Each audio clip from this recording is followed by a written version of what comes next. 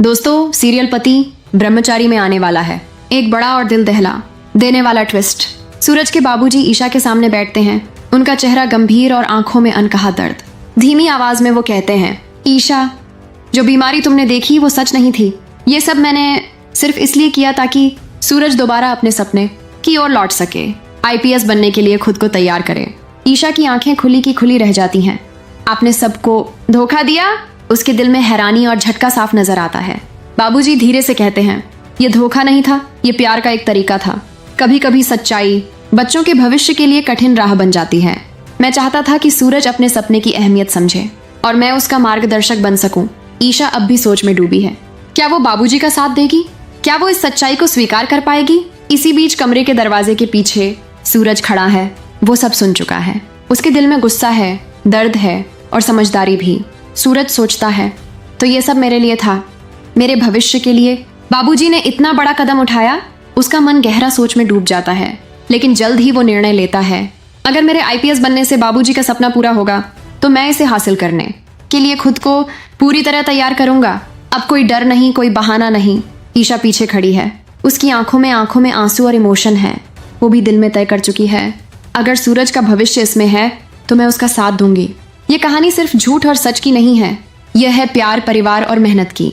कभी कभी पिता बच्चों के लिए कठिन फैसले करते हैं, लेकिन उनकी नीयत हमेशा सिर्फ उनके भविष्य के लिए होती है। दोस्तों, अगर आपको ये वीडियो पसंद आई है तो हमारे चैनल हिंदी सीरियल रिव्यूज को सब्सक्राइब करें और कमेंट में अपनी राय जरूर बताएं। माहौल तनावपूर्ण है। पुलिस घर के अंदर खड़ी है। ईशा और उसका भाई डरे हुए कोने में खड़े हैं। ताइमा गुस्से में आग बबूला है। ताइमा पुलिस की ओर इशारा करते हुए चिल्लाकर, इंस्पेक्टर साहब, देर मत कीजिए, आज इन दोनों का असली ठिकाना जेल ही है। ईशा रोते हुए, मेरी बात तो सुनिए, मैंने कुछ नहीं किया। चुप कर महारानी, तेरी चुप्पी के पीछे की साजिश अब सबके सामने है।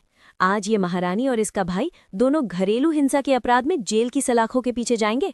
इन्होंने मेरे घर की शांति भंग की है, मेरे बेटे पर हाथ उठाया है। ईशा का भाई हाथ जोड़कर, पुलिस वाले सर, ये सब झूठ है, हम तो सिर्फ अपनी बहन का हक मांगने आए थे। इन्होंने ईशा को प्रताड़ित किया है। इंस्पेक्टर सख्ती से, वो कोर्ट तय करेगा कि कौन प्रताड़ित हुआ है। अभी हमारे पास शिकायत है और सबूत के तौर पर इस घर की हालत दिख रही है। सूरज, ये सब क्या हो रहा है? पुलिस यहाँ क्यों है? ताइमा, देख ले बेटा, जिसे तू अपनी पत्नी मानकर घर लाया, उसने और उसके भाई ने आज तेरे ही खिलाफ हाथ उठाया है। मैंने इन्हें रंगे हाथों पकड़ा है। ईशा, क्या आपको भी लगता है कि मैं ऐसा कर सकती हूँ? क्या आप भी अपनी माँ की इस झूठी कहानी पर यकीन करेंगे? सूरज गंभीर स्वर में, माँ, पुलिस को वापस भेज दीजिए, घर की बात घर में सुलझानी चाहिए। ताइमा, नहीं, आज फैसला होकर रहेगा, या तो ये जेल जाएंगे या मैं ये घर छोड़। मोनिका और खुशबू बहू को अपने बच्चों की अदला बदली करते हुए देखकर बिंदिया एकदम दंग रह जाएगी, लेकिन फिर अपना शैतानी दिमाग चलाते हुए वह तुरंत अपने फोन से वीडियो बना लेती है, ताकि बाद में इसी सबूत के जरिए मोनिका और खुशबू दोनों को अपने फायदे के लिए ब्लैकमेल कर सके। बिंदिया का असली प्लान यही होता है कि इन दोनों को मजबूर करके सूरज को ईशा से दूर करने के लिए इन दोनों के खिलाफ इस्तेमाल कर सके। और अब न चाहते हुए भी खुशबू बहू और मोनिका को बिंदिया जी की सारी बातें माननी पड़ेंगी, क्योंकि अगर उन्होंने मना किया तो बिंदिया ये सबूत सबके सामने रख देगी और फिर इन दोनों के साथ क्या होगा, ये बात मोनिका और खुशबू पहले ही बहुत अच्छी तरह जानती हैं। जी हाँ दोस्तों, सीरियल पति ब्रह्मचारी में एक जबरदस्त धमाकेदार ट्विस्ट आने वाला है। एक तरफ पूरा घर मोनिका की गोद भराई की रस्मों में हंसी खुशी डूबा होता है, तो वहीं दूसरी तरफ ईशा चुपचाप अपना खेल खेल रही होती है,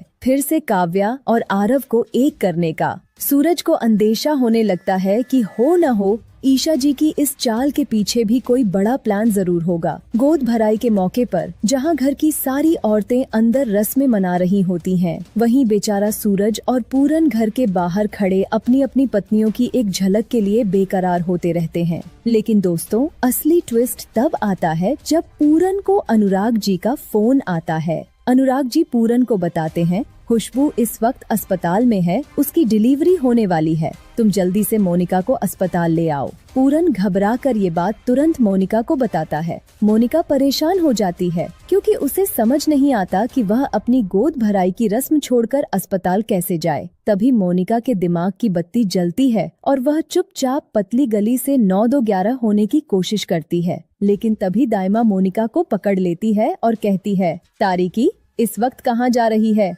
ऐसे दुम दबा के?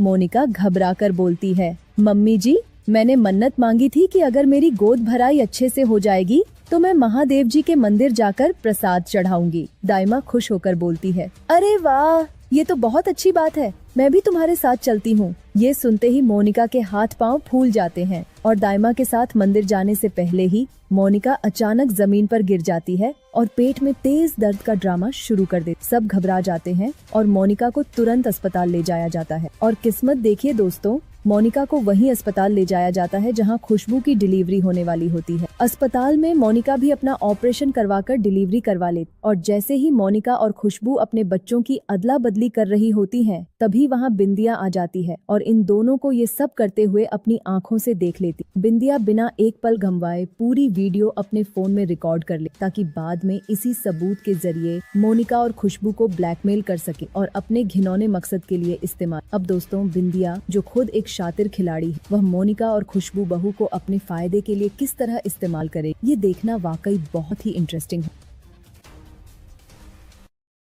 ताई जी ने करवाया ईशा और आरव को गिरफ्तार, सूरज करेगा आरव को माफ। जी हाँ दोस्तों, सीरियल में अब जबरदस्त धमाका होने वाला है।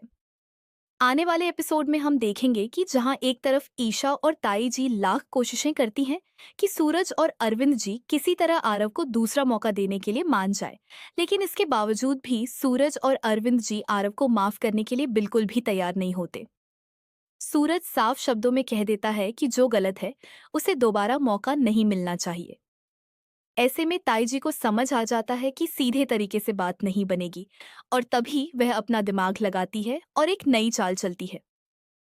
ताई जी सबके सामने यह बड़ा बयान देती है कि अगर मेरी बेटी काव्या का तलाक हुआ तो सूरज और ईशा का भी तलाक होगा और ईशा को यह घर छोड़कर जाना पड़ेगा। ताई जी यह सब जानबूझकर बोलती है ताकि सूरज ईशा के लिए मजबूर होकर काव्या और आरव के रिश्ते को बचाने के लिए मान जाए।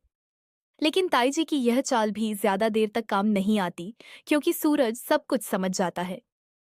सूरज को एहसास हो जाता है कि ताई जी जानबूझकर ईशा को बीच में घसीट रही है, इसलिए वह उल्टा ईशा पर ही गुस्सा करने लगता है ताकि घर वालों को और ताई जी को यह लगे कि उसे ईशा से कोई फर्क नहीं पड़ता। सूरज यह सब सिर्फ एक नाटक के तौर पर करता है ताकि असली सच्चाई किसी के सामने न आए। लेकिन दूसरी तरफ काव्या और आरव के रिश्ते को बचाने के लिए ताई जी और भी बड़ा और खतरनाक कदम उठा लेती है। वह काव्या को अपने साथ लेकर सीधे पुलिस स्टेशन पहुंच जाती है और आरव और ईशा के खिलाफ एफआईआर दर्ज करवा देती है। जी हाँ दोस्तों, एफआईआर में साफ तौर पर लिखा जाता है कि आरव और ईशा ने मिलकर काव्या के साथ घरेलू हिंसा की है और जानबूझकर उसका शरीर जला दिया है। इतना ही नहीं, जब पुलिस दोनों को गिरफ्तार करने के लिए घर आने वाली होती है, तभी ताई जी सबके सामने यह खुलासा करती है कि उन्होंने थाने में जाकर आरव और ईशा दोनों के खिलाफ रिपोर्ट दर्ज करवाई है। यह बात सुनकर ईशा और सूरज को बहुत बड़ा झटका लगता है। दोनों समझ ही नहीं पाते कि आखिर ताई जी ऐसा कैसे और क्यों कर सकती है। सूरज ताई जी को समझाने की पूरी कोशिश करता है और साफ कहता है कि काव्या के साथ जो कुछ भी हुआ वह सिर्फ एक हादसा था। उसमें ना तो आरव का कोई हाथ है और ना ही ईशा का, बल्कि ईशा तो इस पूरे मामले में बिल्कुल बेगुनाह है। लेकिन ताई जी किसी की भी बात सुनने को तैयार नहीं होती।